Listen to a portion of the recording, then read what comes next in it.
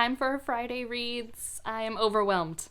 Overwhelmed. I'm reading too many things, but I'm liking all the things, and they're all very different, and I have so many things I want to read. I know in my May TBR I said I wouldn't have as much time to read in May, but I want to read all the things.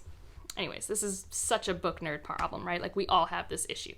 Let's first talk about what have I finished up to this point. I finished one book already, The Space Between Worlds by, I believe it's Micaiah Johnson. If I'm saying that wrong, someone please correct me, because I think she even jokes on her Twitter that it's like M lots of vowels H or something. I don't know exactly how she writes her name, but there are more vowels than consonants in her first name. And I just filmed my review for this, so I will let you go watch that when it comes out this weekend. But know that I loved this way more than I expected. It was a book that went from a 4-star to a 4.5 star, and it is much richer than I thought it would be, and it's very fulfilling to me. So I have lots of rambly thoughts that hopefully make a cohesive video that I just filmed. Very good, very happy, so glad I did end up buying it because as I say in every video, I love how it looks. I think it's so pretty. It's also very smooth, which I'm a very tactile person. And I love having standalone, like 300-page sci-fi. Makes me happy. I had such a great time. So I'm really happy I own it, and then I read it, and then I'll reread it one day. It makes me happy. So now I'm in the middle of 4 other things, and they're all very large.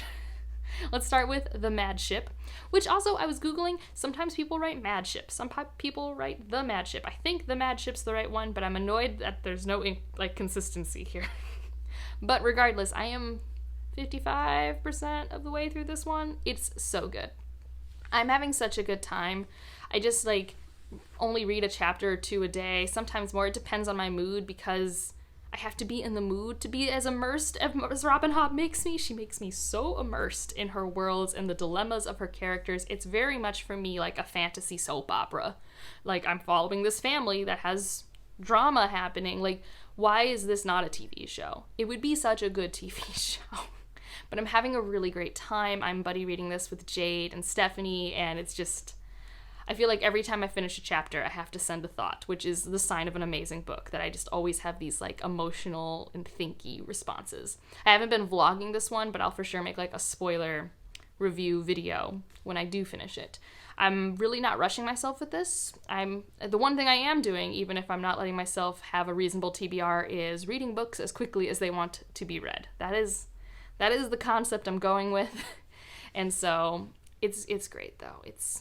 I'm having such a good time with it. I think it's doing some really interesting things thematically while being just really enjoyable. Just such an enjoyable story.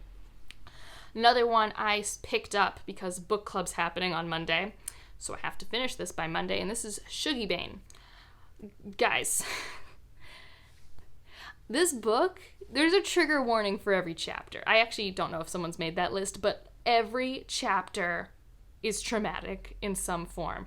Or I guess now we've had just some downright sad chapters, but I was reading the first 50 or so pages. I think now I'm 160, 170 pages in, and I was telling Ryan, I'm like, there's so much has happened. I was listing off all the things, and he's like, why are you reading this book? So it is immensely tragic and immensely graphic in a lot of the trigger warnings that are in this book. And I am liking it. The writing is very good. I can see why it won awards, because the writing is good. I actually do have some complaints about the author's transitions. I know this is a debut, but it's so universally loved and given such high acclaim that I'm actually was shocked that it was having some of these clunky transition problems. Consistently, I'll go from one paragraph to the next, and I'll reread because I'm like, wait, did I miss a thing? And I'm not used to that. That doesn't happen to me very often anymore, but there were non-zero amount of times where this happens, where I'm not sure, wait, are we in the same time? Are we in the same place? Are we doing a flashback? So I don't love that.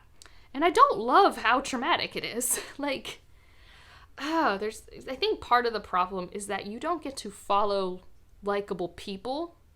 So there are some things that happen to people that are just sad. It's the 80s, the recessions are happening, it's not ideal. But some things that happen to these people are because they actually just made bad decisions.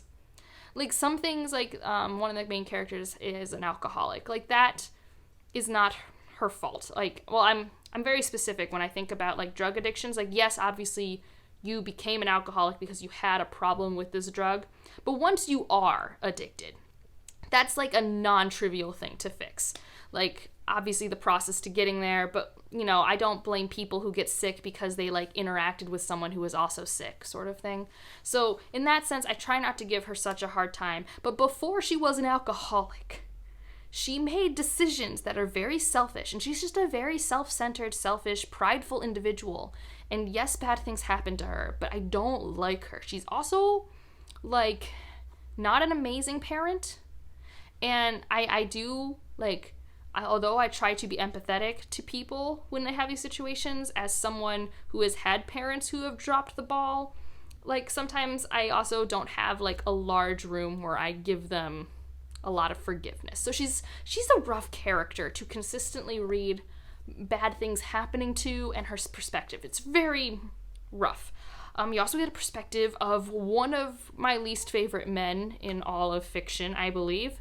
Got very Kyle vibes from Ship of Magic, if anything worse.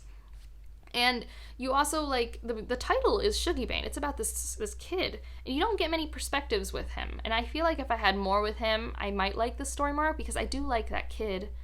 And there are moments I really like there's a scene that's described at the beginning of these women just playing cards on a Friday night, and I loved that. But so far, it's just been a boatload of sadness and despair and trauma, and I'm halfway through. So we'll see. I don't know. It seems excessive in its trauma. Like, it's not that, I don't believe that bad things don't happen at this frequency. It's just, I haven't figured out its purpose in terms of why this story, why I'm consuming this story. Not why this story exists, but, like, what am I taking from it? And I don't know. I mean, I like getting to see Scotland. I don't read many stories in Scotland. I don't read many stories in the 80s. So from a historical fiction perspective, I don't dislike that I'm reading something in the 80s in Scotland. But in terms of a story about drug addiction and familial abuse, I have read many of those. Some of those have connected with me more than this one. So this one feels a little punishing and like a lot of work. So we'll see, like, where I land. Like, it's an odd one where I can say it's objectively a well-written story, but I have issues with some of the execution, and it's not a pleasurable experience, and it's not one of those experiences where it's not pleasurable, but I still get something from it, or, like, I still, though, am, I don't know, engrossed. And that's another thing. It's like it has the same level of immersion that I described with, like, Robin Hobb's writing, which also makes it really hard. It's like I'm very much in it. And another small thing, although this isn't, like, actually a big deal, is that because it's in Scotland, there's a lot of dialect written in the dialogue, which is okay, but I'm so bad at reading. So I'm good at reading dialect when the spelling's normal, if that makes sense. Like, it's just a grammar shift. But I'm bad at reading dialect when we're changing the spelling of words to make the words sound like how that person would say it. Then my brain just, like, it works really hard to figure out what that sentence is saying, because I don't actually, off the top of my head, like, my internal imagination does not have a mimic for a Scottish accent, if that makes sense. So it's more like I'm still saying that sentence in my accent in my head, but I'm, like, having to translate it. So it's a lot of work. So yeah, this is a very long historical fiction that is very punishing, and we'll see if I decide if it's worth it, and we'll see if book club turns me around on it. I don't know. It's so, it is dark. It is so dark and bleak. So because I've been reading that and Madship, which is dark and bleak in its own ways, and they both had similar writing styles, I picked up Anne of Green Gables, which was on my TBR because of Stephanie, who's was the one who recommended it for the Patreon. And how have I never met Anne before, guys? How has the world been hiding Anne from me? I was talking to my mom this week, so I'm like, Mom, we read Little Women, we read Little House on the Prairie. Where was Anne? Where was Anne? Because I love Anne. Anne, if you want to know what 10-year-old Angela was like, Anne.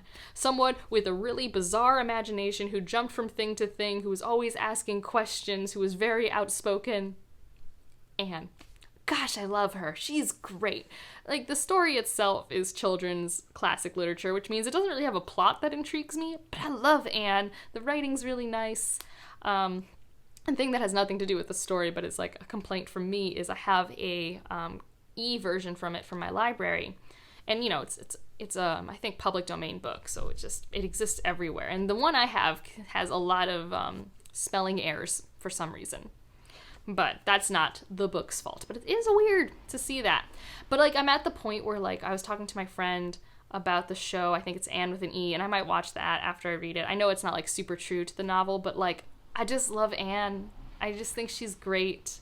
And, of course, there are things when you read it, you're like, oh, yes, this came out in 1908, because these adults are having a real nasty conversation that they don't know is nasty. Like, and also just, like, how, I don't know if this was actually normal if you were rich in the early 1900s, but, like, the way that they go about adopting a child feels like to me how people go about adopting dogs. It's like, I want it to be this age and, like, this, like, ethnicity and this, like, you know, gender, and I'm just like, it's a kid. Like, I mean, I don't know, nowadays I feel like you're just lucky if you get a kid when you try to adopt one. And not that I've gone through the process, but I know it's not easy. So that was a little interesting. Which is the thing I also didn't know. I didn't know Anne of Green Gables was about, like, a found family for Anne. Precious. Absolutely precious. Anyway, so that's been my, like, palate cleanser when I'm, like, been depressed at work this week. I just, like, read a chapter and I get, like, inspired by Anne. I'm like, you're right. There are good things in the world today. I'm just being an adult. Like, she's reminding me so much about how much of, like, that childlike whimsy that I used to have is gone. And, like, in one way, you know, I'm glad I'm an adult. Like, I do like who I am, but I miss who I was a little bit. So that's great. And I have one other one that I am reading, but I'm going to talk about in a different place because it's in my Asian Readathon challenge vlog that I'm putting together. So it's not like a secret TBR, so I'll show you. This is The Ghost Bride. I wanted to read a book set in Malaysia because I think that country is so cool. And so I wanted to read one, and this is apparently way more fantasy than I thought it would be. I thought it was a historical fiction, which it is, 1800s Malaysia. But it's got some ghosts, like a non-zero amount of ghosts. So it's not, and I wouldn't even say it's like magical realism type level of ghosts, if that makes sense.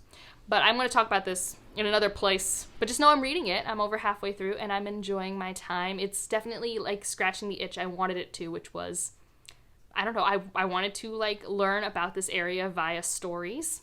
And it's been great in helping me learn about culture and everything like that over there. Because it is, like, it focuses more on, like, different cultures for the dead.